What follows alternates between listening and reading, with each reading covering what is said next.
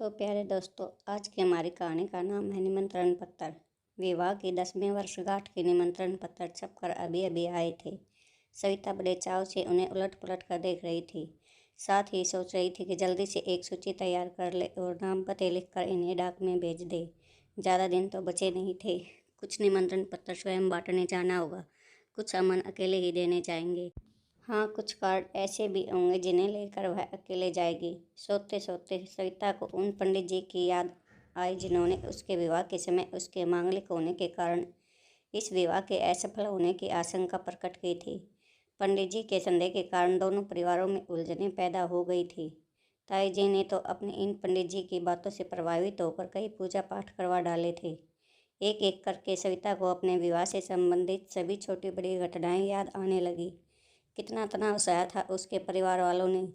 विवाह के एक माह पूर्व उस समय यदि अमन ने आधुनिक एवं तर्कसंगत विचारों से अपने परिवार वालों को समझाया बुझाया न होता तो हो चुका था यह विवाह। सविता को जब अमन, उसके माता पिता एवं ताई जी देखने आए थे तो सभी को दोनों की जोड़ी ऐसी जची कि पहली बार में ही हाँ हो गई। अमन के पिता किशोर का अपना व्यवसाय था, अच्छा खासा पैसा था। परिवार में अमन के माता पिता, एक बहन और एक ताई जी थी। कुछ वर्ष पूर्व ताऊ जी की मृत्यु हो गई थी। ताई जी बिल्कुल अकेली हो गई थी। उनकी अपनी कोई संतान न थी। अमन और उसकी बहन आरती ही उनका सब कुछ थे। अमन तो वैसे ही उनकी आंख का तारा था। बच्चे ताई जी को बड़ी माँ कहकर पुकारते और उन्हें सचमुच में ही बड़ी माँ का सम्मान भी देते। अमन के माता पिता भी ताई जी को ही घर का मुखिया मानते थे।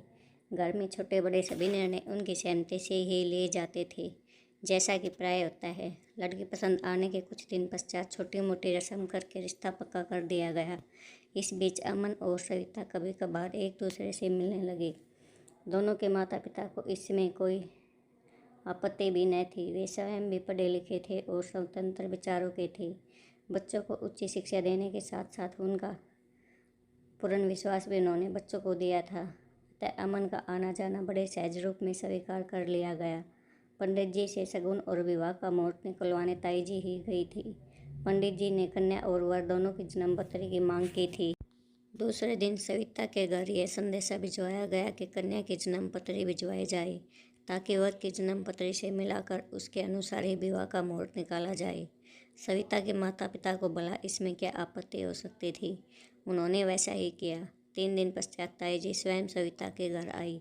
अपने भावी समधी से वे अनुरोध भरे स्वर में बोली, सविता के पक्ष में मंगल ग्रह भारी है।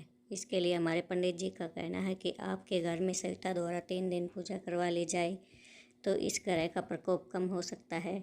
आपको कष्ट तो होगा, लेकिन मैं समझती हूँ कि हमें ये करवा ही लेना चाहिए। सविता के माता पिता ने इस बात को अधिक तूल न देते हुए अपनी सहमति दे दी और 3 दिन के अनुष्ठान की सारी जिम्मेदारी सहज स्वीकार कर ली।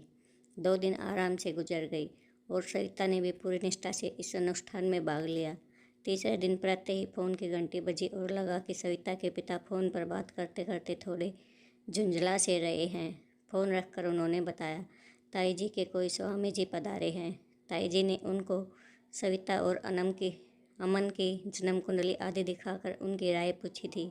स्वामी जी ने कहा है कि इस ग्रह को शांत करने के लिए 3 नहीं, पूरे 1 सप्ताह तक पूजा करनी चाहिए और उसके उपरांत कन्या के हाथ से बड़ी मात्रा में 7 प्रकार के अन्न, अन्य वस्तुएं एवं नगद राशि का दान करवाना चाहिए। ताई जी ने हमें ऐसा ही करने का आदेश दिया है।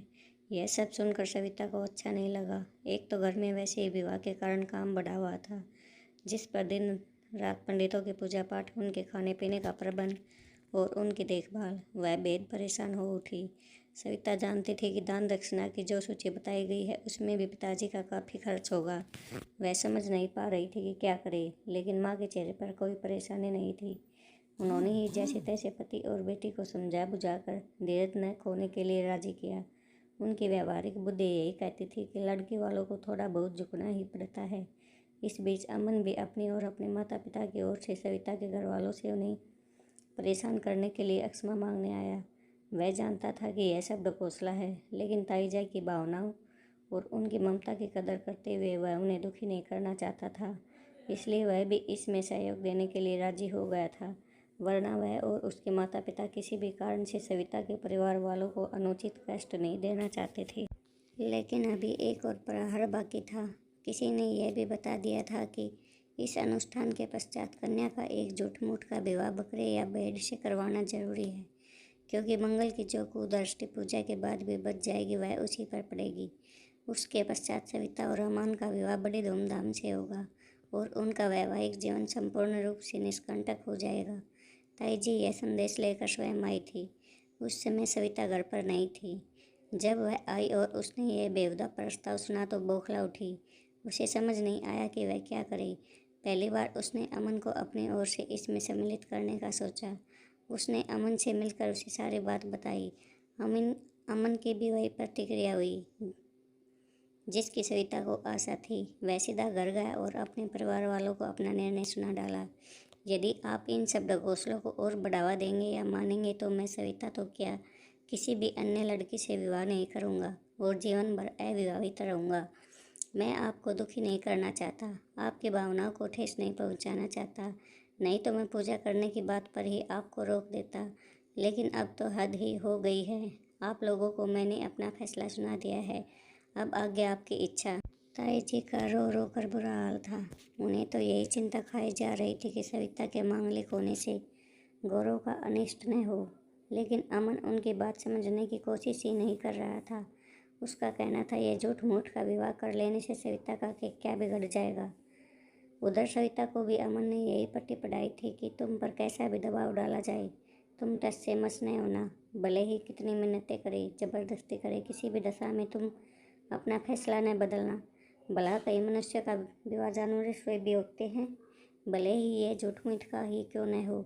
सविता तो वैसे ही ताई जी के इस प्रस्ताव को सुनकर आपे से बाहर हो रही थी।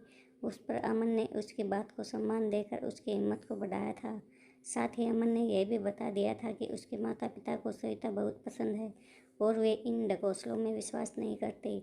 इसलिए ताई जी को समझाने में उसके माता पिता भी सहायता करेंगे। वैसे ताई जी को यह स्वीकार ही नहीं होगा कि अमन जीवन भर अविवाहित रहे। वे तो न जाने कितने वर्षों से उसके विवाह के सपने देख रही थी और उसकी बहू के लिए उन्होंने अच्छे से अच्छे जेवर सहेज कर रखे हुए थे। लेकिन पुरानी रूढ़ियों में जकड़ी अशिक्षित ताई जी एक अनजान भय से ग्रस्त इन पाखंडों और लालची पंडितों की बातों में आ गई थी। अमन ने सविता को बता दिया था कि धीरे धीरे सब ठीक हो जाएगा और अगर फिर भी ताई जी ने स्वीकृति नहीं दी तो दोनों के माता पिता की स्वीकृति तो है ही, वे चुपचाप शादी कर लेंगे। सविता को अमन की बातों ने बड़ा सहारा दिया था। घर छोड़ जाने और आजीवन विवाह न करने की अमन द्वारा दी गई धमकियों ने अपना रंग दिखाया और 4 महीने का समय नष्ट कर अंत में सविता और अमन का विवाह बड़ी धूमधाम से हो गया। सविता एक भरपूर गृहस्थी के हर सुख से संपन्न थी। धन संपत्ति, अच्छा पति, बढ़िया स्कूलों में पढ़ते लाडले बच्चे और अपने सास ससुर की वह दुलारी बहू थी। बस उसके वैवाहिक जीवन का एक खलनायक था मंगल ग्रह, जिस पर अमन की सहायता एवं प्रोत्साहन से सविता ने विजय पाई थी। कभी कभी परिवार के सभी सदस्य मंगल ग्रह की पूजा और नकली विवाह की बातें याद करते हैं तो ताई जी सबसे अधिक दिल खोल कर हंसती है। काफ़ी देर से अकेली बैठी सविता इन्हीं मधुर स्मृतियों में खोई हुई थी। फ़ोन की घंटी ने उसे चौंकाकर इन स्मृतियों से बाहर निकाला।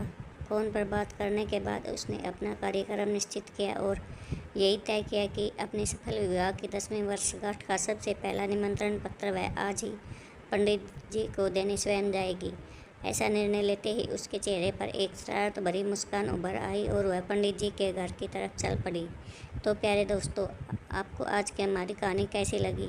प्लीज़ कमेंट करके ज़रूर बताइएगा।